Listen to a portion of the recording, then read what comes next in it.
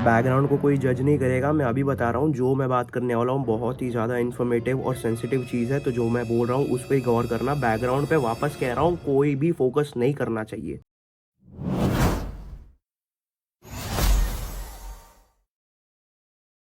तो यार आज हम काफ़ी सारी चीज़ें बात करने वाले हैं। ईरान, इज़राइल, कुवैत, कतार, बहरीन, यूएस, सारी चीज़ों को आज हम डिटेल में समझेंगे। एकदम शॉर्ट वीडियो रहने वाला है ये। क्रिस्प क्या हुआ, कैसे हुआ, क्या चल रहा है, क्या होने वाला है, क्या हो सकता है, वो सारी चीज़ों पे। दो रिक्वेस्ट है, मेरे बाल को कोई जज नहीं करेगा, मैं पोनीटेल के लिए बाल बड़ा कर रहा हूँ। और दूसरा, ये मेरा रूम है, मैं पीजी में रहता हूँ, 6 शेयरिंग के रूम में, तो इसको भी कोई जज नहीं करेगा। तो शुरू करते हैं वीडियो को, चलो। तो यार शुरू से शुरू करते हैं। 1989 में ये जो अब हो रहा है उसका ट्रिगर पॉइंट चालू हुआ था। तो 1989 में अल खमेनी नाम के एक लीडर ने गवर्नमेंट में एंट्री करी, ईरान के गवर्नमेंट में। एंड उन्होंने लीडरशिप धीरे धीरे जो है लेना चालू किया। एंड वो एक टाइम पे लीडर बन चुके थे ईरान के गवर्नमेंट के। तो उनके लीडरशिप के अंदर ईरान के जो सिटीजन्स हैं वो काफ़ी मतलब अनहैप्पी थे, बिल्कुल उनको मतलब मज़ा नहीं आ रहा था। एंड काफ़ी चीज़ें अनफेयर चल रही थी। ईरान का जो करेंसी है उसका वैल्यू एकदम आधे से ज़्यादा नीचे गिर चुका था। अब इसका मतलब ये है कि अगर इंडिया में आपके पास 10 रुपये है तो आप 10 रुपये का क्या कर सकते हो? आप एक आधा लीटर का पानी का बॉटल ले सकते हो, आप वड़ा पाव खा सकते हो। तो 20 रुपये में आपका जो है एक मील हो सकता है, एक टाइम का मील अच्छा खासा। लेकिन यही चीज़ अगर आप ईरान में करना चाहोगे तो एक टाइम पे ऐसा हो गया था कि ईरान की गवर्नमेंट ने जब उसका जो करेंसी का प्राइस गिरा दिया था, तो वही 10 रुपये के पानी के बॉटल के लिए उनको करीब 3-4 हज़ार देना पड़ रहा था। एंड एक टाइम के मील के लिए भी उतना ही उनको देना पड़ रहा था। तो अगर पानी और खाना एक साथ लेना है तो मान लो 5-6 हज़ार उनके कहीं नहीं गए। तो ये चीज़ काफ़ी टाइम तक चली। एंड ईरान की जो पब्लिक है ना गाइस, वो बहुत ही ज़्यादा फ्रस्ट्रेट हो चुकी थी इस वजह से। ईरान के गवर्नमेंट से एकदम नाखुश, एकदम मतलब जो है फ्रस्ट्रेटेड हो चुकी थी।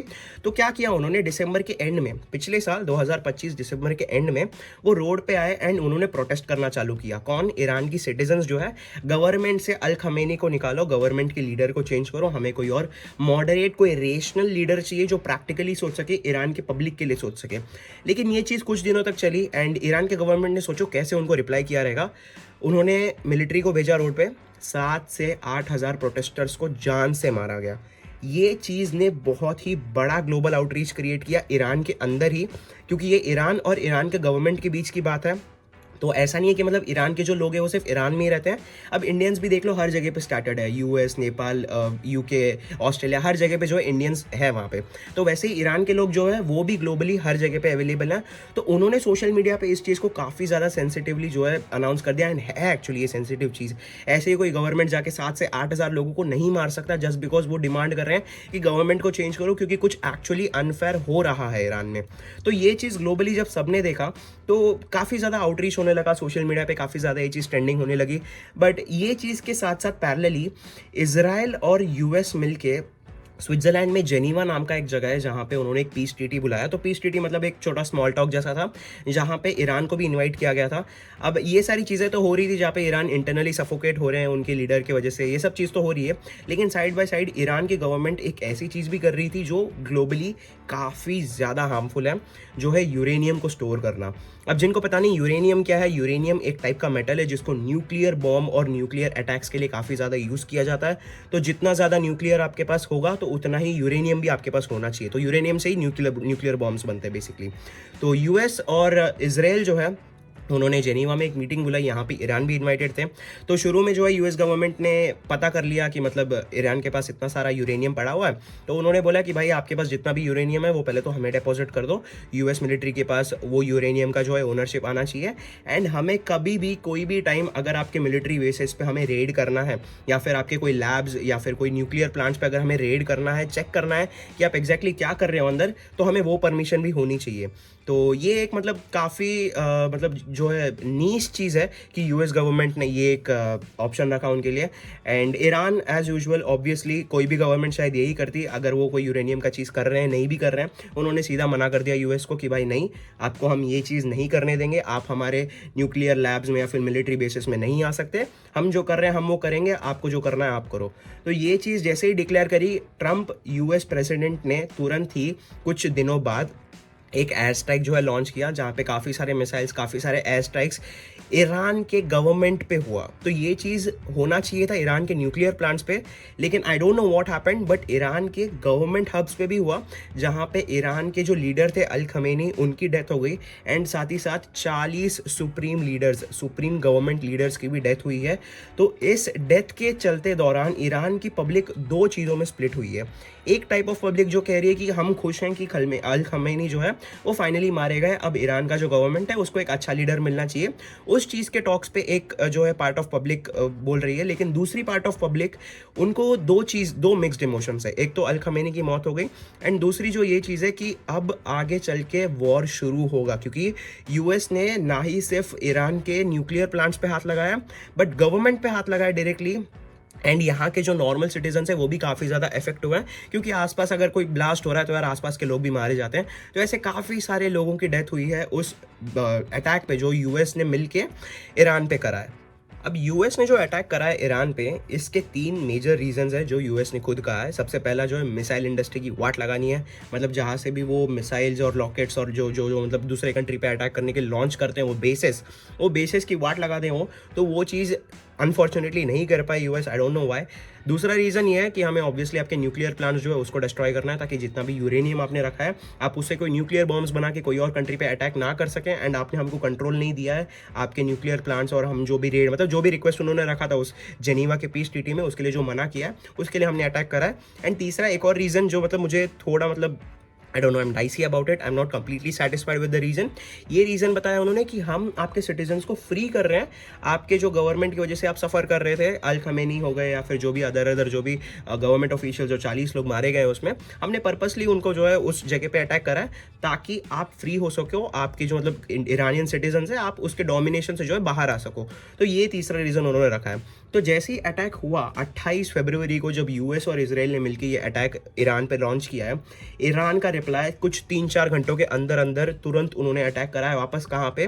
बहरीन, कुवैत, कतार, यूएई, ये 4 जगह पे। इन 4 कंट्रीज़ को उन्होंने टारगेट नहीं किया कि हमें मतलब कुवैत को पर्सनली हमें टारगेट करना है, फिर हमें बहरीन को पर्सनली टारगेट करना है, ऐसा कुछ नहीं था। हमें यूएस के मिलिट्री बेसेस को वहाँ पे डिस्ट्रॉय करना है। तो ईरान जो है, ईरान ने ड्रोन्स के थ्रू लॉन्च किया। तो सोचो यार, ड्रोन्स आज के डेट पे बस वेडिंग फोटोशूट और ऐसी चीज़ों के लिए यूज़ किया जाता है, लेकिन टेररिज्म में भी उसको उतारा गया अच्छी तरह से। इतने सारे ड्रोन अटैक्स किए हैं बहरीन, कुवैत, कतार और यूएई में यूएस के मिलिट्री बेसिस पे। एंड काफ़ी ज़्यादा मिसाइल्स भी लॉन्च किए हैं। तो जैसे सोशल मीडिया पर आप देख रहे हो काफ़ी सारी वीडियोज़ अभी वायरल जा रहे हैं। तो ये एक मेजर चीज़ है जो ईरान ने जो है लॉन्च किया है। एंड वो इसका एकदम बेसिक रीज़न ये है कि ईरान को ये शोकेस नहीं करना है कि हम एक वीक नेशन है। आगे चल के नेपाल जैसी छोटी कंट्री भी अगर हम पे अटैक करती है तो हम दम रखते हैं कि उनको वापस हम रिप्लाई दे सके। तो ये एक तगड़ा रिप्लाई था। एंड आई डोंट नो ये आगे चल के कहाँ मतलब एंड होगा, मैं अपना ओपिनियन भी एंड में बताऊंगा कि मैं क्या सोचता हूँ इसके बारे में। अब इसके चलते दौरान ईरान का जो मतलब गवर्नमेंट अब तो खत्म हो गया, तो इसके साथ साथ 3 नए लोग हैं जो रेडी हैं ईरान की गवर्नमेंट पे बैठने के लिए। एंड आई थिंक अब तक बैठ भी चुके होंगे। तो पहला जो है वो प्रेसिडेंट है, प्रेसिडेंट मसूद पेजेश्किन। दूसरे जो है चीफ जस्टिस है वहाँ के।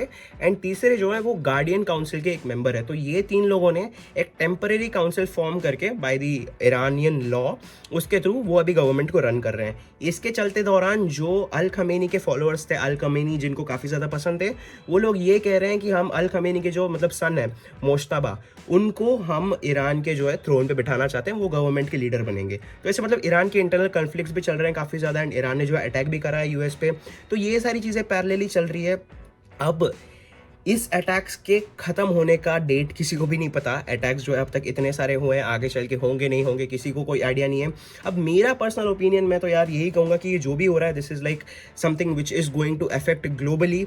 जैसे अभी रिसेंटली जो है यूएस में उन्होंने बोल दिया था कि हम कोई ट्रेड नहीं करेंगे, हम मतलब इंडिया से कुछ रखेंगे नहीं, कुछ ऐसा उन्होंने बोला था, जिसकी वजह से गोल्ड का रेट काफ़ी ज़्यादा बढ़ गया था। तो गोल्ड का और इससे कोई लेना देना था ही नहीं, लेकिन वो चीज़ इम्पैक्ट करी। तो इसी तरह से इस वर्ल्ड वॉर, मैं लिटरली कह रहा हूँ वर्ल्ड वॉर आने वाला है। There is like 90% of chance, क्योंकि ईरान कोई छोटी कंट्री नहीं है। इंडिया के कंपैरेटिवली ईरान 60% का लैंड जो है रखती है। तो it is like 60% of India. अगर इंडिया 100% है तो ईरान मतलब एक 60% का लैंड जो है रखती है। इतना बड़ा कंट्री है ईरान, एंड छोटा मोटा कोई कंट्री नहीं है गाइस। और ईरान और यूएस, और मुझे जितना लगता है ईरान के पास कोई तो बड़ी कंट्री का सपोर्ट है, जिसकी वजह से वो इतने मतलब कर रहे हैं, मतलब जो भी कर रहे हैं। ज़रूरी नहीं है कि मतलब ईरान इतनी छोटी कंट्री, यूएस इतना बड़ा है, तो यूएस को कैसे मार सकते हैं? यूएस ऐसे करके वाइप आउट कर सकते हैं, लेकिन डेफिनेटली ईरान के पीछे कोई तो बड़ी कंट्री है जो उनको सपोर्ट कर रही है, बैक कर रही है, जिसकी वजह से ईरान इतना जो है लीथली रिवेंज ले रहे हैं। एंड ट्रस्ट मी, काफ़ी ज़्यादा सिविलियंस इसमें मारे गए हैं। एंड ऐसा नहीं है कि मतलब यूएस ने ईरान के मिलिट्री बेस को मारा है और ईरान ने यूएस के मिलिट्री बेस को मारा है। मिलिट्री बेस सिटीज़ के बीच में थे, एंड सिटीज़ में लोग रहते हैं, and not just the people who are from that country but the people who are living outside the country. मतलब इंडियंस भी है कुछ उस जगह पे, जैसे मेरे खुद फ्रेंड की एक मॉम है जो बहरीन में रहती है, जिन्होंने लाइव देखा है वो अटैक को। एंड ऐसे काफ़ी सारे लोग हैं जो बहरीन, कुवैत, कतार, यूएई, इस कंट्री से नहीं, बाहर से आए हैं कमाने के लिए। वैसे लोग भी वहाँ पर मारे गए हैं, वैसे लोग भी काफ़ी सारे इंजर हुए गए हैं, काफ़ी ज़्यादा ट्रॉमेटाइज्ड हो चुके हैं आज के डेट पे वो लोग। तो यार पता नहीं ये कहाँ एंड होने वाला है। मैं जो भी हो सकता है आई will B keeping updating with you guys. Please stay tuned. अगर आप चैनल पे नए हो तो चैनल को सब्सक्राइब कर दो, लाइक कर दो, वीडियो कैसा था कमेंट कर दो। I will be back on YouTube very soon. I mean like I am already back but I wanted to be like continuously uploading videos for you guys, ताकि जो भी इन्फॉर्मेटिव चीज़ें हैं मैं आप तक पहुँचा सकूँ। तो मिलते हैं अगले वीडियो में। ज़रूर मैं तुरंत एक नया वीडियो डालूंगा, क्योंकि ये चीज़ कहीं ख़त्म नहीं होने वाला, ये चलने वाला है, महीनों तक चलेगा। US, Iran, Israel, Russia, China, India, सब लोग खींचे जाएंगे इसमें। I mean mark my words. मिलते हैं नेक्स्ट वीडियो में।